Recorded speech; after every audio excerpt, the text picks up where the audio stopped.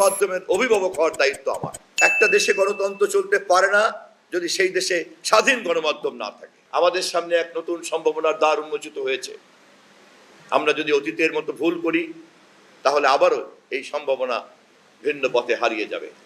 সেই কারণেই আমাদের সরকার প্রথম থেকেই কেবলমাত্রই ক্ষমতায় যাওয়ার জন্য কথা বলেনি। আমাদের সরকার সেই কারণেই ক্ষমতায় গিয়ে আমরা কি করব সে কথা প্রথম থেকেই আমরা বলতে শুরু করেছি।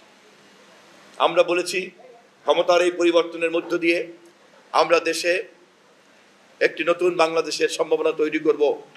আমাদের নেতা তারেক রহমান বলেছেন, তিনি দেশে এসেছেন, সরকার গঠন করেছেন, তার আগেই তিনি বলেছেন আই হ্যাভ এ প্ল্যান, তার একটা পরিকল্পনা আছে এবং সেই পরিকল্পনার মধ্য দিয়ে আমরা একটি নতুন বাংলাদেশের পথে ধীরে ধীরে ধীরে ধীরে এগিয়ে যাব। আমি আপনাদের কাছে দোয়া চাই এবং এই কাজগুলি আমি একা মন্ত্রণালয় করবে না, মন্ত্রণালয় এই কাজগুলি করবেন মূলত গণমাধ্যমের কারণে। সে কারণেই এই কোনো পরিকল্পনাই বাস্তবায়ন হবে না যদি গণমাধ্যমকে সঠিকভাবে সুস্থভাবে কাজ করতে দেয়া না হয়। এবং আমি সেই কারণেই দায়িত্ব নিয়েছি, গণমাধ্যমের অভিভাবক হওয়ার দায়িত্ব আমার। একটা দেশে গণতন্ত্র চলতে পারে না যদি সেই দেশে স্বাধীন গণমাধ্যম না থাকে। গণমাধ্যম স্বাধীনতা চর্চা করতে পারে না যদি তার জবাবদিহিতা না থাকে।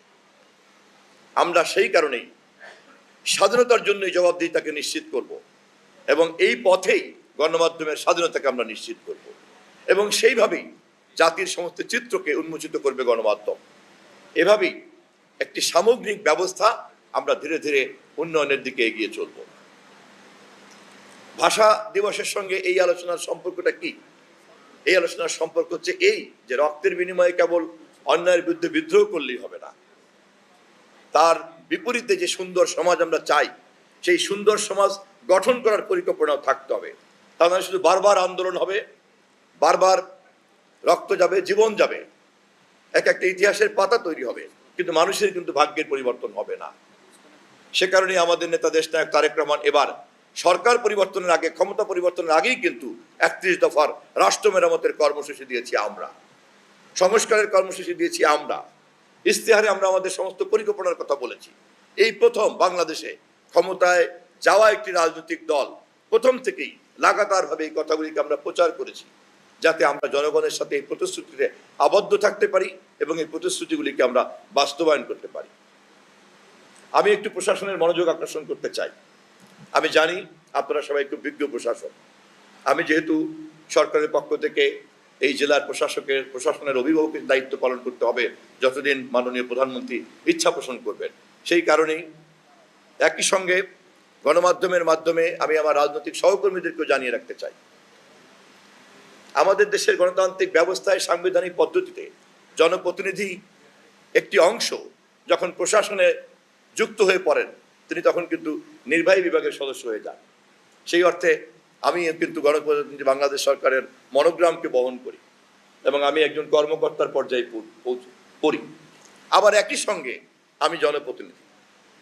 ফলে সাধারণ একজন জনপ্রতিনিধির সঙ্গে নির্বাহী বিভাগের যে পার্থক্য বা আইন বিভাগের সঙ্গে নির্বাহী বিভাগের যে পার্থক্য, নির্বাচিত সরকার এর মাঝখানে কিন্তু দায়িত্ব পালন করেন। তিনি জনগণের কথা জানেন জনপ্রতিনিধির কাছ থেকে, আবার নির্বাহী বিভাগের নেতা হিসাবে প্রধান নির্বাহী বাংলাদেশের এখন কে? তারেক রহমান। আবার তিনিই কিন্তু বাংলাদেশের সবচেয়ে বড় পার্লামেন্টারি পার্টির প্রধান নেতা, সংসদ নেতা। ফলে যিনি সংসদ নেতা তিনিই কিন্তু বাংলাদেশের প্রধান নির্বাহী। এই কারণেই প্রশাসনের সঙ্গে জনপ্রতিনিধির এই সম্পর্কটা যদি পরিষ্কার না থাকে তাহলে অহৈতুক কিন্তু অনেক ভুল বোঝাবুঝির জায়গা তৈরি হয়। আমরা অনেক সময় যারা রাজনীতি করি তারাও যেমন এটা বুঝি না, তারা মনে করি যে প্রশাসনের মন্ত্রিত্ব গ্রহণ করা অথবা সরকার গঠন করা মানেই হচ্ছে রাষ্ট্রকে আমি আমার খুশি মতো ব্যবহার করবো, আমি যা বলবো তাই শুনতে হবে। তাই হয়েছে অতীতে।